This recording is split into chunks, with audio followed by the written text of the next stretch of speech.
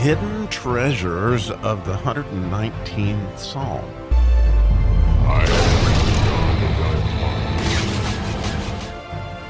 We continue the good time that we're having in the Tet section of the 118th Psalm, as today we get to have a good time with verse 68, and it's all about good when it comes to this letter Tet, and certainly this verse you're going to see if you can miss it in this one. I don't know what to say, but anyway, this being the fourth verse, as we lay our Isaiah 11:7 anointings of Christ over the top of this one, right? Those being wisdom, understanding, counsel, might, knowledge, fear of the Lord, and delight in the fear of the Lord. This fourth one is might.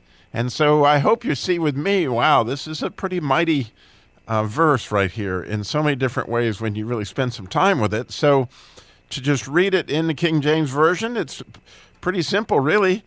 Thou art good and doest good. Teach me thy statutes. So you can see that the psalmist is actually making this point of Tov, this idea of the goodness that's hidden often within, the 9 months of pregnancy, the number 9th letter of the Hebrew alphabet. And so I thought, the real might of this verse, and you've heard it said many times, God is good all the time, God is good. But what really that amounts to, as we live it in our lives, as we're trying to realize the story that we're in, so much of our life we spend in the smaller story, and we don't realize how good really God is because we're so caught up in our own stuff. And so you might remember a few episodes back, I talked about a loved one that had made some bad choices and ended up in the hospital and didn't want to talk to me and all that stuff. Well, I'm going to continue that story a little bit. So that particular night, we had been in the hospital all night and a lot of the next day trying to get through this tragedy that had struck our family. And coincidentally, another very close relative in my family was moving that next day, or had to move because it was the last day of January. And in order for them to get their deposit back, they had to get moved out, but they also had to clean the apartment. And this being someone that has doing this for the first time in their life, was not really prepared for what all that was. And as we left the hospital, we went over there to help them, not realizing that this would be an episode that would go on to like 4 o'clock in the morning, because there were like holes in the wall that somebody punched and things that, just a lot of stuff. And so it was a very, very, very long 2 days. There's no explaining it. So we get home, it might have been 3, it might have been 4 o'clock in the morning when we walk into our house and understand this is the last day of January in North Carolina. It is cold. In fact, I think it was down below zero that night. And as we walk into our house, the heat is shut off because one of the parts is melted actually in the in the heater, and so there is no getting the heat to come on whatsoever. I mean, it's just cold as it can be in the house, and apparently it had been cold for some time. Who knows when the heat had actually gone off?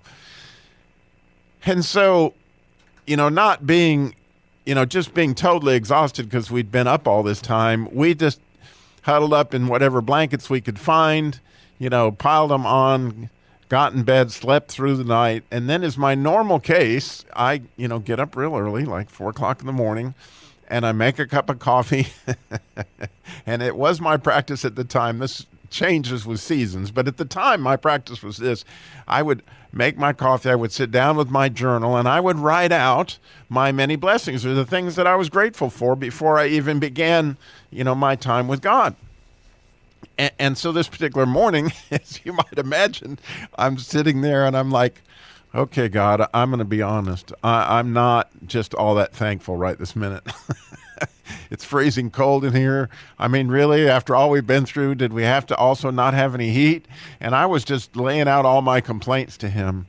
And as I was sitting there in the fog, trying to focus on what I was doing, right, in this time with God, all of a sudden, through the fog of the war and my head in the refrigerator of what was going on, all of a sudden, I realized this psalm, thou art good and thou doest good.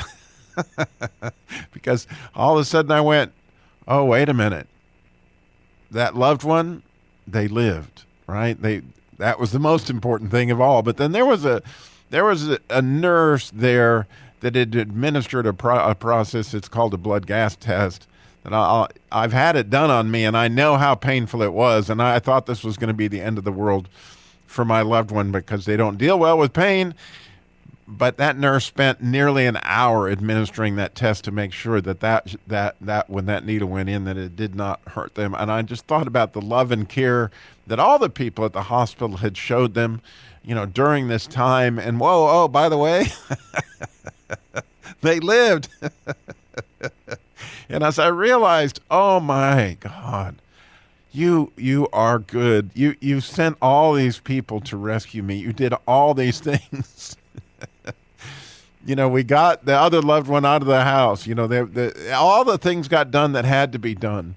And so there were some trials along the way, but thou art good, and thou doest good. And now that I'm in this position of really seeing for myself that I'm not in a smaller story where God's not doing anything, God has got a great big bunch of stuff that is all working together for good.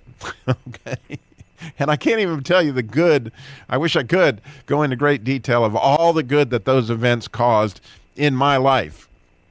It's absolutely amazing. As we get through more verses, maybe I'll talk about, when I was afflicted, I went astray. But nonetheless, this was absolutely good stuff. And so while you're in this position, right, then of knowing how good God is, then teach me the stuff that I really don't understand because I'm so clear on your goodness. And so this verse is mighty, right? It takes you out of living in a smaller story where essentially your head's in the refrigerator and you don't know what in the world's going on, to seeing that God is doing something way bigger than just what you're involved in, and he is good and he is doing good, and this is just unbelievable what's going to happen.